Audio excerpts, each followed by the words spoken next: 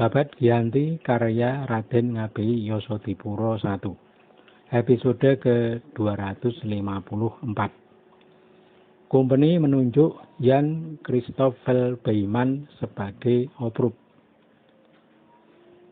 Pada suatu sore, Pangeran Mangkunagara menghadap sang raja di istana untuk melaporkan kesepakatan para bupati bahwa yang diusulkan sebagai pengganti Oprup Durpel adalah Kapten Kulman.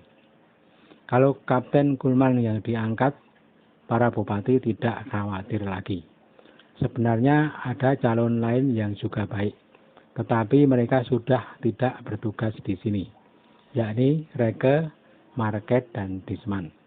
Ketiganya dulu pernah berada di Pagelen, dan Arung Binang yang mengenalnya berani menjamin bahwa ketiganya bagus. Sang raja berkata, "Baik Kanda, walau nanti tidak bisa mendapat Kulman, semoga mendapat ganti Oprup yang tidak angkuh seperti si Durpel itu." Sang raja segera memerintahkan membuat surat ditujukan kepada Gubernur Semarang. Setelah surat jadi, sang raja menunjuk dua punggawa, Tumenggung Wiradikta dan Tumenggung Sosrodiningrat, untuk membawa surat tersebut. Keduanya sudah diberi pesan-pesan secukupnya bila nanti ditanya oleh gubernur. Singkat cerita, kedua Tumenggung sudah sampai di Semarang dan sudah diterima oleh Gubernur Nicholas Harting. Surat sudah dibaca, dan setelah selesai pembacaan, meriam dibunyikan sebagai tanda penghormatan. Gubernur bertanya kepada kedua Tumenggung, bagaimana kelakuan Durpel itu sampai membuat para punggawa merasa tidak cocok dengannya. Dua Tumenggung menjawab, perilakunya sangat bertolak belakang dengan para Oprup yang terdahulu, Sitor Nemonde dan Johan Abraham. Kedua Oprup yang dulu itu sangat dekat dengan sang raja, juga kepada Adipati Mangkunagara dan para bupati. Nicholas Harting berkata, agak repot hatiku memenuhi permintaan Anda semua. Si Kulman akan diangkat sebagai mayor dan ditempatkan di Kucing. Ini sudah merupakan keputusan Tuan Gubernur Jenderal. Karena sudah nyata selama bertugas di Jawa, dia mempunyai reputasi yang baik. Sejak dari pangkat serdadu sampai menjadi kapten. Dalam perang terbukti sangat perwira. Pernah membunuh satu pangeran, yakni Pangeran Adiwijoyo.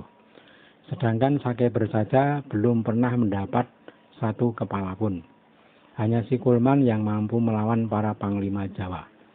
Seperti Sang Raja Mangkubumi dan adik-adiknya, Pangeran Puruboyo, Singosari, Pangeran Suryodikusumo, dan Pangeran Mangkukusumo.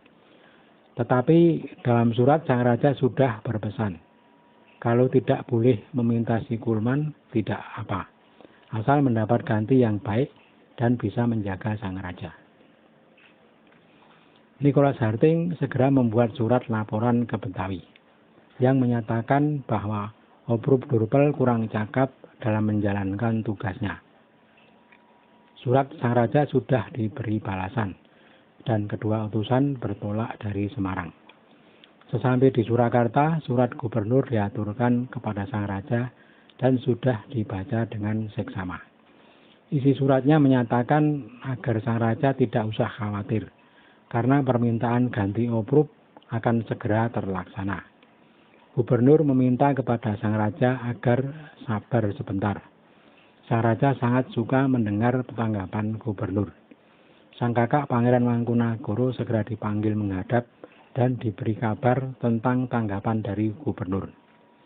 Pangeran Mangkunagara berkata, sekarang sudah tenang, saya akan keluar dan merayakan dengan para bupati, karena Durpel segera hingkang dari Surakarta.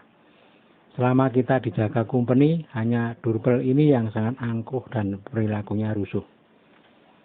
Pangeran segera merayakan kabar akan dicopotnya Durpel dengan para bupati. Mereka semua larut dalam bersuka-suka sampai puas. Tidak lama berselang datang surat dari Betawi. Gubernur Jenderal menyerahkan kepada Nicholas Harting siapa yang pantas dan bisa menjaga sang raja. Nicholas Harting mengusulkan seorang kompeni dari Jogja. Sewaktu Van der Pol menjabat kapten, dia menjadi letnan. Ketika Van der Pol tewas, dia diangkat menjadi kapten dan menjadi wakil mayor Dongkel di Jogja. Namanya Kapten Beiman. Sekarang Beiman sudah dipanggil ke Semarang menjadi Kapten Komandan Beiman. Kapten Komandan Beiman sudah sering bekerja sama dengan dan sangat mengenal raja-raja Jawa. Sultan dulu sangat suka karena walau sudah menjadi ofisir, perilakunya tetap bersahaja. Mau melayani Sultan seperti layaknya seorang ajudan. Ringan tangan dan sering mengiringi Sultan atas kehendak sendiri ketika Sultan menyamar sebagai orang kecil. Si Beiman ini sering mengawal Sultan di malam hari dengan pakaian Jawa. Itulah kemampuan Beiman dalam melayani Raja Jawa. Semua pekerjaan dikerjakan sendiri seperti pelayan. Maka Nicholas Harting tak punya usulan yang lebih baik sebagai oprup selain Kapten Beiman. Beiman bisa menyatu dengan para orang Jawa. Hanya setengah bulan sejak kedatangan utusan sang raja di Semarang, Oprup Durpel sudah dipanggil kembali ke Semarang dan dipecat dari jabatannya di Surakarta. Gubernur Harting segera menugaskan Beiman ke Surakarta. Petor besar Semarang yang ditunjuk untuk menyerahkan Beiman kepada sang raja. Beiman mulai menjabat oprup pada tanggal 7 bulan Suro tahun Ci. Di hadapan sang raja dan para bupati, surat gubernur dibacakan. Setelah itu Beiman diantar ke loji oleh para bupati.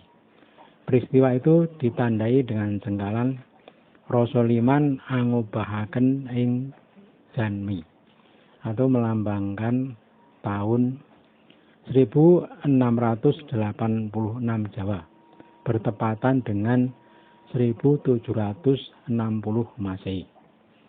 Antara 7 hari berikutnya, ketika Mayor Dongkel ke Semarang, dia mampir ke Surakarta menengok Beiman yang sudah menjadi oprup. Banyak nasihat disampaikan oleh Dongkel kepada Beiman, terutama mengenai watak para raja di Jawa yang tidak mau dilancangi.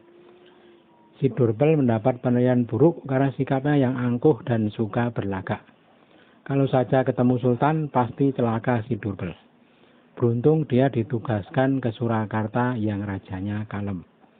Walau demikian, andai saja perbuatannya memecah meriam Ki Pamecut terdengar sang paman Sultan, pasti habis si Durpel.